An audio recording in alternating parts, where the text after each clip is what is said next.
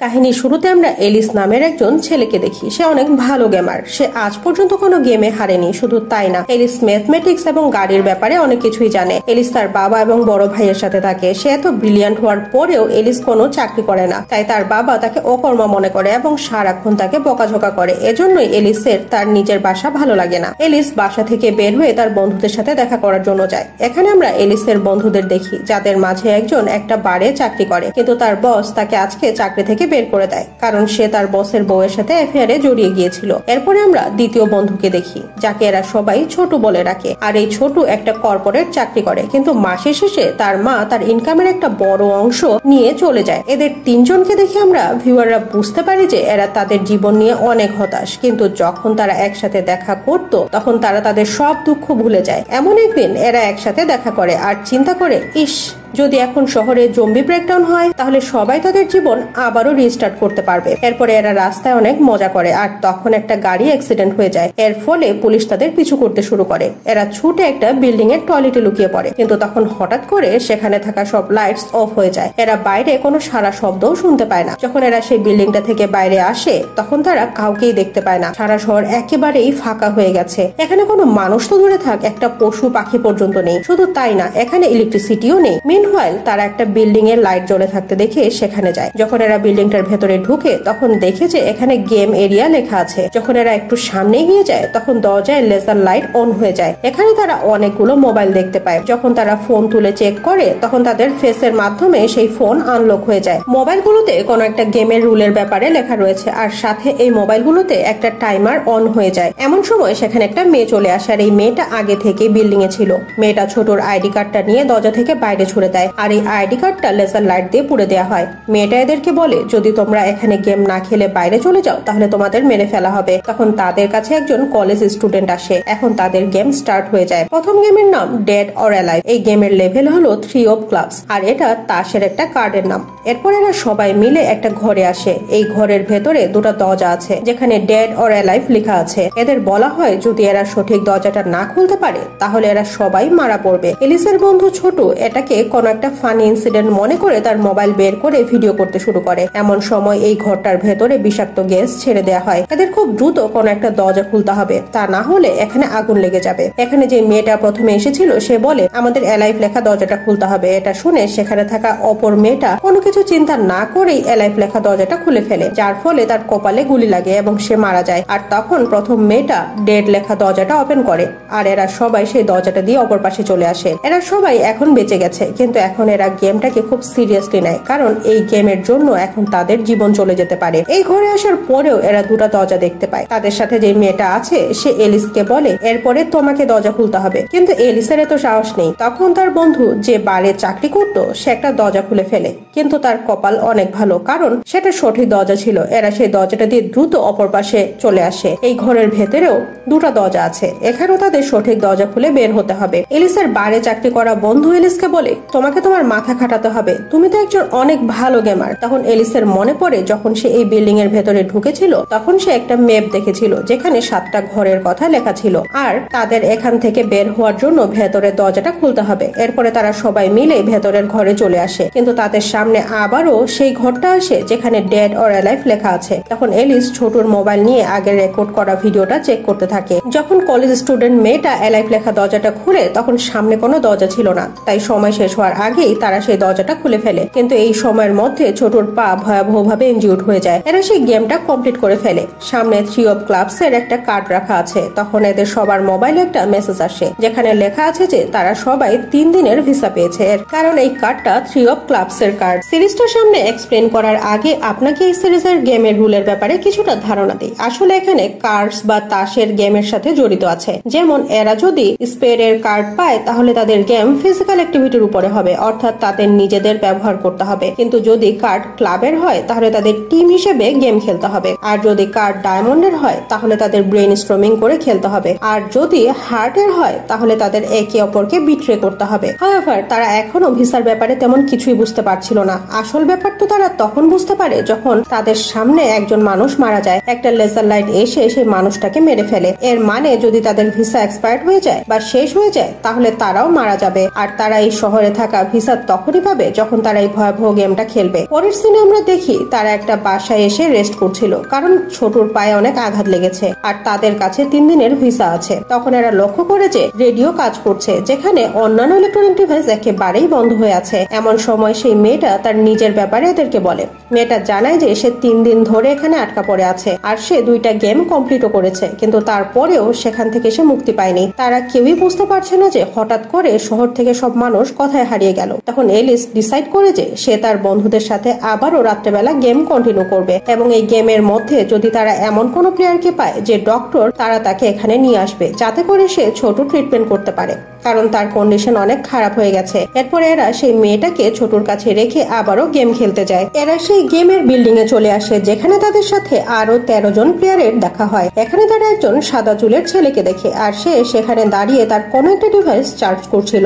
এছাড়াও আমরা ইউসিকি নামের একটা মেয়েকে দেখি। এই মেয়েটা অনেক ভালো মাউন্টেন ক্লাইম্বার। ইউসিকি পাহাড়ে উঠতে অনেক ভালোবাসে, কিন্তু এখানে একটা সমস্যা হলো যে ইউসিকি কখনো টিম ওয়ার্ক করতে চায় না, তার একা একাই কাজ করতে ভালো লাগে। পরের গেম শুরু হয়ে যায় আর এই গেমের নাম ট্যাগ। তার মানে তাদের একজন ট্যাগার বা নিশানাবাজের হাত থেকে বাঁচতে হবে। এই গেমের লেভেল হলো 5 অফ স্পেড। তার মানে এটা হলো ফিজিক্যাল অ্যাক্টিভিটি, অর্থাৎ সেই ট্যাগারের হাত থেকে তাদের জীবন রক্ষা করার খেলা। তাদের এই গেম খেলার জন্য এমন একটা ঘরকে খুঁজতে হবে যেখানে একটা বাটন আছে আর সেটাকে প্রেস করার সাথে সাথে গেমটা কমপ্লিট হয়ে যাবে। এই গেম খেলার জন্য তাদের 20 মিনিট সময় দেওয়া হয়েছে। যদি 20 মিনিটের মধ্যে তারা গেমটা কমপ্লিট করতে না পারে তাহলে সম্পূর্ণ বিল্ডিং সেখানেই ব্লাস্ট হয়ে যাবে, তারা সবাই এখানেই মারা যাবে। এখন সবাই আলাদা আলাদা হয়ে সেই দরজাটাকে খুঁজতে শুরু করে। উপরের বিল্ডিং এ সেই সাদা চুলের ছেলেটা দাঁড়িয়ে সবার দিকে তাকিয়ে ওয়েভ করে, কিন্তু তখন হঠাৎ সেখানে একজন ট্যাগার চলে আসে। সে একটা ঘোড়ার মাস্ক পরে আছে আর এখান থেকে মৃত্যুর খেলা শুরু হয়ে যায়। সেই মাস্ক পরা লোকটা কোনো দিকে না তাকিয়ে তাদের দিকে শুট করতে শুরু করে।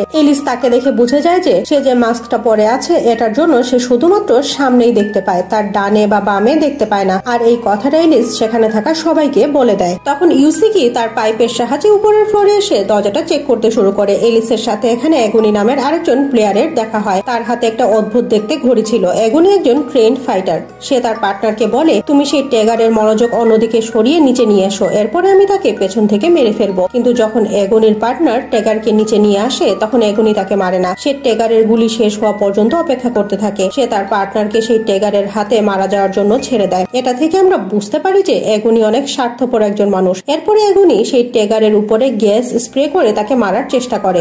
মিনওয়াইল এলিস একটা দরজা খুঁজে পায় যেখানে অনেক গুলির দাগ আছে। এই দরজায় যদি স্পেশাল কিছু নাই থাকে তাহলে নিশ্চয়ই ট্যাগার এই দরজা এতগুলো গুলি চালাতো না। সাদা চুলে সেই ছেলেটা এই ব্যাপারটা বুঝতে পারে, তাই সে এলিসের সাথে সেই ঘরে যায়। কিন্তু এখানে তাদের সাথে আরেকজন ট্যাগারের দেখা হয়। কিন্তু সে কিছু করার আগে সেই সাদা চুলের ছেলেটা তার হাতে থাকা ডিভাইস দিয়ে ট্যাগারকে ইলেকট্রিক শক দেয়। আর এই ডিভাইসটা সে শুরুতে এখানে এসে চার্জ করেছিল, কিন্তু কিছুক্ষণের মাঝেই সেই ট্যাগার জেগে উঠে আবারও এদের উপরে আক্রমণ করে। এলিস নিজের জীবন বাঁচানোর জন্য আরেকটা ঘরে চলে আসে। এখানে এসে সে 2টা বাটন দেখতে পায় আর এই 2টা বাটন একসাথে প্রেস করতে হবে। তাই এলিস চিৎকার করে কাউকে সাহায্যের জন্য ডাকে। তখন সেখানে ইউসিকি চলে আসে আর সে এখানে এসে দেখে যে ট্যাগারও এখানে চলে এসেছে আর সে এলিসের উপরে অ্যাটাক করেছে। তখন ইউসিকি সাদা চুলের ছেলেটার ডিভাইস দিয়ে সেই ট্যাগারকে ইলেকট্রিক শক দিয়ে অজ্ঞান করে দেয়। এরপরে এরা দুজন লাফিয়ে একসাথে সেই বাটন 2টা প্রেস করে দেয়, কিন্তু সময় শেষ হয়ে যায়। সৌভাগ্যক্রমে তারা সময় শেষ হওয়ার 1 সেকেন্ড আগেই তাদের টাস্ক পূরণ করে ফেলে। এখানে যখন ট্যাগার তার মাস্ক খুলে তখন আমরা দেখি যে সে একজন মহিলা। এখান থেকে আমরা জানতে পারি সেও একজন প্লেয়ার আর তাকে এখানে সবাইকে মেরে ফেলার টাস্ক দেওয়া হয়েছে। এলিস লক্ষ্য করে এই মহিলার গলায় একটা কালো রঙের বেল্ট বাঁধা আছে আর কিছু সময়ের মধ্যেই সেটা ব্লাস্ট হয়ে যায়। এর ফলে সেই মহিলাটাও মারা যায়। এরপরে এলিসের বন্ধু ওয়াকিটকিতে কথা বলে, যেখানে তাকে জানায় যে আমাদের এখন একটা বীজ খুঁজতে হবে। এদিকে সাদা চুলের সেই ছেলেটা সেই মহিলার পকেট থেকে একটা কাগজ পায় আর এই কাগজে কিছু লাইন আঁকা ছিল। ছেলেটা এই কাগজের টুকরোটা নিয়ে নিজের কাছে রেখে দেয়। পরের দিন আমরা দেখি যে এলিস বাসায় ফিরে এসেছে। বারে চাকরি করা এলিসের বন্ধু তাদের ওয়াকিটকিতে সেই মেসেজটার ব্যাপারে বলে। আর এদিকে ছোটুর সাথে থাকা সেই মেয়েটা এবং ছোটুর ভিসাও শেষ হয়ে যাচ্ছিল, তাই এদের আবারও গেম খেলতে হবে আর ভিসা কালেক্ট করতে হবে। এরা 4 জন মিলে সেই গেমটা খেলার জন্য যায় আর এই লেভেলের নাম হলো হাইড এন্ড সিক। এই গেমটা খেলার জন্য তাদের হেডফোন এবং হাইটেক গ্লাসেস দেওয়া হয়। যখন এরা এইসব ডিভাইস পরে তখন তাদের গলায় একটা কালো রঙের বেল্ট লক হয়ে যায়। কিছুক্ষণ আগে এরকম বেল্ট আমরা সেই নিশানাবাজ মহিলার গলাতেও দেখেছিলাম। এরা সেই চশমাটা পরে একজন আরেকজনের ফেস স্ক্যান করতে শুরু করে। আর এই গেমের লেভেল হলো 7 অফ হার্টস। আর আমরা আগেই জেনেছি যে হার্টস এর মানে হলো এদের একজন আরেকজনের সাথে বিশ্বাসঘাতকতা করতে হবে। এই গেমে একজন মানুষকে উলফ বা নেকড়ে হতে হবে আর তাকে বাকি সব প্লেয়ারদের থেকে লুকিয়ে থাকতে হবে। যদি কেউ তাকে চিনে ফেলে তাহলে সে নিজেও উলফ হয়ে যাবে। আর এই গেমের 15 মিনিট পরে যে উলফ থাকবে সে বাদে বাকি সবাইকে মেরে ফেলা হবে। তার মানে এই গেমে শুধুমাত্র একজন ব্যক্তি বেঁচে থাকবে। যখন ছোট এটা জানতে পারে তখন সে প্যানিক করতে শুরু করে আর তার গলায় লাগানো কলারটা খুলে ফেলার চেষ্টা করতে থাকে। এটা দেখে এলিস বলে, এরকম করো না ছোট, তা না হলে এটা ব্লাস্ট হয়ে যাবে। আর তখন এলিস আর ছোটর আই কন্টাক্ট হয়। তার মানে এরা দুজনকে খুব মন দিয়েই দেখছিল। এখন এখানে এলিস উলফ হয়ে গেছে আর এরা বুঝে যায় যে এদের উলফ হওয়ার জন্য একজন আরেকজনের চোখের দিকে তাকাতে হবে। যখন এই মেয়েটা উলফ হয় তখন সে একটা পার্কের ভেতরে গিয়ে লুকিয়ে পড়ে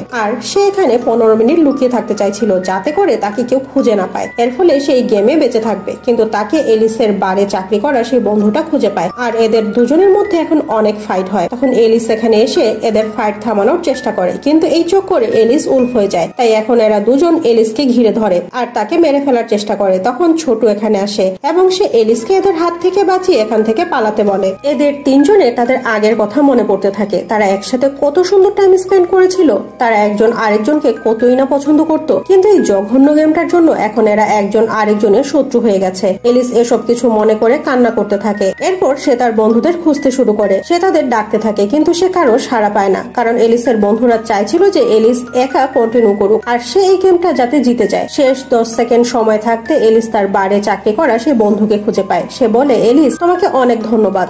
এটা বলার সাথে সাথে এলিসের চোখের সামনে তার বন্ধুর গলায় লাগানো সে কলারটা ব্লাস্ট হয়ে যায় আর এর ফলে সে মারা যায়। আমরা দেখি যে এলিসের 3 জন বন্ধুর গলায় লাগানো সেই কলার ব্লাস্ট হয়ে গেছে, যে জন্য তারা মারা গেছে। এটা দেখে এলিস অনেক কান্না করতে থাকে। পরের দিন ইউসিকি যখন তার জন্য খাবার খোঁজার জন্য আসে তখন সে রাস্তায় এলিসকে পড়ে থাকতে দেখে। সে তাকে উঠিয়ে নিজের বাসায় নিয়ে আসে। এখানে আমরা বুঝতে পারি যে ইউসিকি একা একা থাকতেই পছন্দ করে। যখন এলিসের জ্ঞান ফিরে আসে তখন ইউসিকি তাকে বলে, তুমি আমাকে এই গেমে অনেক হেল্প করেছো, তাই আমি তোমাকে হেল্প করছি। ইউসিকি এলিসকে জানায়, আমার বাবা একজন খুব ভালো মাউন্টেন ক্লাইম্বার ছিলেন, তার পাহাড়ে উঠতে অনেক ভালো লাগতো, কিন্তু যখন সে মারা যায় তখন মিডিয়ায় তাকে নিয়ে অনেক ফলস নিউজ স্প্রেড করা হয়। এখানে বলা হয়েছিল যে তার বাবা নাকি নিজেকে শেষ করেছে। ইউসিকি এসব কথা এলিসকে বলার কারণ হলো যে এক না একদিন আমাদের সকল আপনজন মারা যাবে, কিন্তু তার মানে এই না যে তাদের মৃত্যুর শোকে আমরা নিজেরাও মারা যাব। মৃত্যু তখনই আসবে যখন আমাদের সময় চলে আসবে, তাই যতদিন সময় আছে আমাদের লড়াই করে যেতে হবে। আসলে ইউসিকি এলিসকে এনকারেজ করছিল। এলিস তার কথা শুনে উঠে বসে এবং ডিসাইড করে যে সেই গেমের হেডকে খুঁজে বের করবে আর সে তার বন্ধুদের মৃত্যুর প্রতিশোধ নেবে। কিন্তু এখন এদের দুজনেরই ভিসা প্রায় শেষ হয়ে আসছে, তাই তারা গেমিং এরিয়া একটা টানেলে চলে আসে। যখন তারা কিছু দূর সামনে গিয়ে যায় তখন বাসের মধ্যে তারা আরো 3 জন প্লেয়ারকে দেখতে পায়। এর আগে 3টা গেম এরা জিতে গিয়েছিল আর এরা 3 জন অনেক ভালো বন্ধু। তাদের মাঝে একজন প্লেয়ারের পায়ে অনেক আঘাত লেগেছে, ঠিকমতো হাঁটাচলাও করতে পারছে না। যখন পরের রাউন্ড শুরু হয় তখন আমরা জানতে পারি যে এই লেভেলের নাম হলো ডিস্টেন্স আর এটা 4 অফ ক্লাবস এর লেভেল। তার মানে তাদের টিম ওয়ার্ক করতে হবে, অর্থাৎ সবাইকে একসাথে মিলে খেলতে হবে আর তাদের 2 ঘন্টার মধ্যে খেলা শেষ করে তাদের নিজেদের জায়গায় পৌঁছাতে হবে। যদি তারা এটা করতে না পারে তাহলে তো জানেনি যে এদের সাথে কি হবে। এদের মোবাইলে একটা ইন্ডিকেটর আসে যার মাধ্যমে তারা জানতে পারে যে তাদের কতটুকু ডিস্টেন্স পার করতে হবে। এরা বাস চালানোর চেষ্টা করে কিন্তু বাসের মধ্যে কোনো ফুয়েল নেই, তাই তারা দৌড়ে এই ডিস্টেন্স পার করার চেষ্টা করে। আসলে তাদের এই টানেলের অপর পাশে যেতে হবে আর এটা অনেক লম্বা একটা টানেল। এখানে যে প্লেয়ারের পায়ে আঘাত লেগেছে সে ছুটতে পারবে না, তাই সে তার বন্ধুদের এখান থেকে যেতে বলে। এরা কেউই যেতে তো চায় না, কিন্তু তাদের কিছু করার নেই, তাই এরা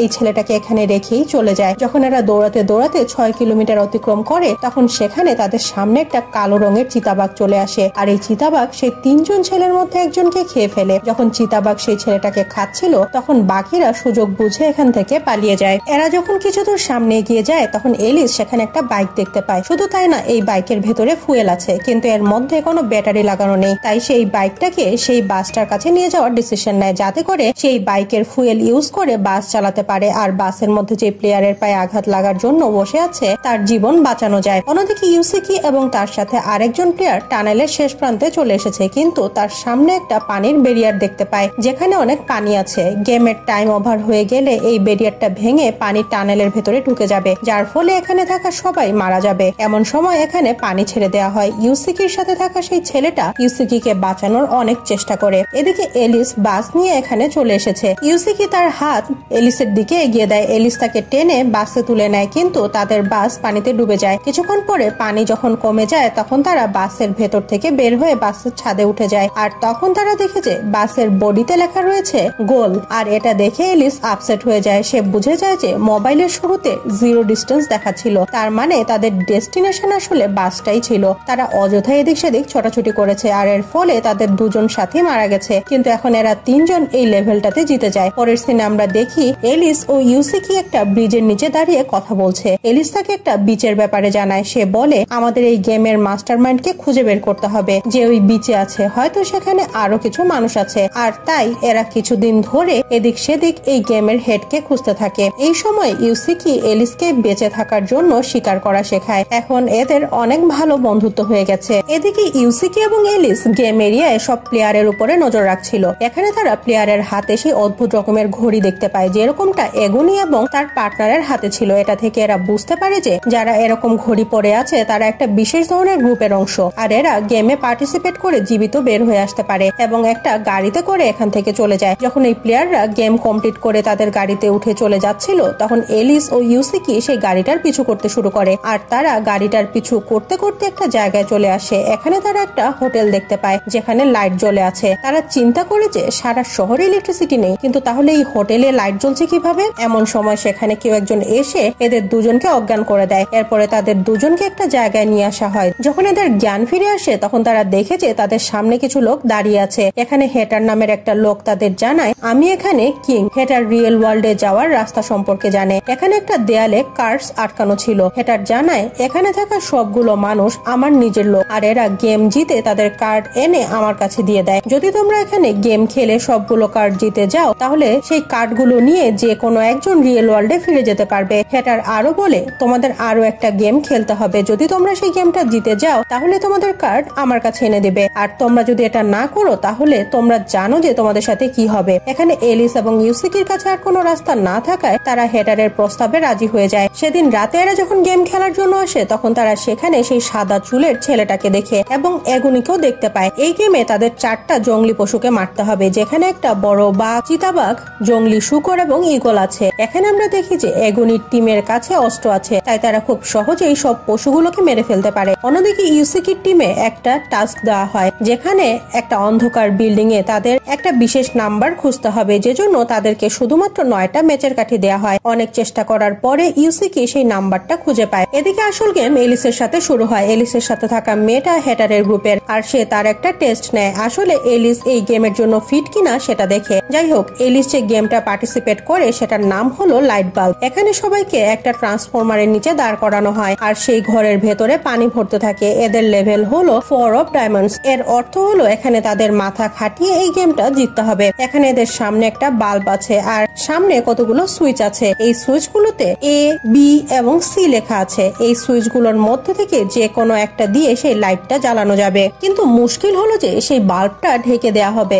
আর এরা জানতে পারবে না যে আসলে সেই বাল্বটা জ্বলছে নাকি জ্বলছে না। এমন সময় একটা মেয়ে যখন সেখানে থাকা ইলেকট্রিক তার চেক করতে যায় তখন তার ভয়াবহ ইলেকট্রিক শক লাগে, আর সে সেখানেই মারা যায়। কিন্তু এলিস তার ব্রেইন খাটিয়ে এই টাস্কটাও কমপ্লিট করে ফেলে। বি সুইচ দিয়ে লাইট অন হবে, এটা সেখানে থাকা সার্জন আগে থেকেই জানতো, কিন্তু তারপরেও সে কাউকেই কিছু বলে না। পরের সিনে আমরা দেখি যে এলিস তার টাস্ক কমপ্লিট করে আবারও হোটেলে ফিরে আসে, যেখানে এলিসকে হেটারের কাছে নিয়ে আসা হয়। আসলে এলিস এখন হেটারের টিমের একটা পার্ট। এখানে আমরা জানতে পারি যে আজ হেটারের ভিসা শেষ হয়ে যাবে, তাই সে সবাইকে জানায় যে আজ রাতে সেও গেম খেলতে যাবে। তার মানে আজ নিশ্চয়ই কিছু একটা হবে। হেটার এখান থেকে গেম খেলতে চলে যায়। আমরা দেখি যে এগুনি সবার থেকে লুকিয়ে তার সাথীদের ইশারা করে, তার মানে আজ নিশ্চয়ই কিছু একটা হবে। হেটার এখান থেকে গেম খেলতে চলে যায়। পরের দিন সকালে এলিস এবং ইউসিকি সবাইকে জিজ্ঞেস করে রিয়েল ওয়ার্ল্ডে ফিরে গিয়ে আমাদের সাথে কি হবে, কিন্তু এর উত্তর কেউই ঠিক মতো দিতে পারে না। কেউ বলে হয়তো আমাদের লেজার লাইটের সাহায্যে মেরে ফেলা হবে, আবার কেউ বলে হয়তো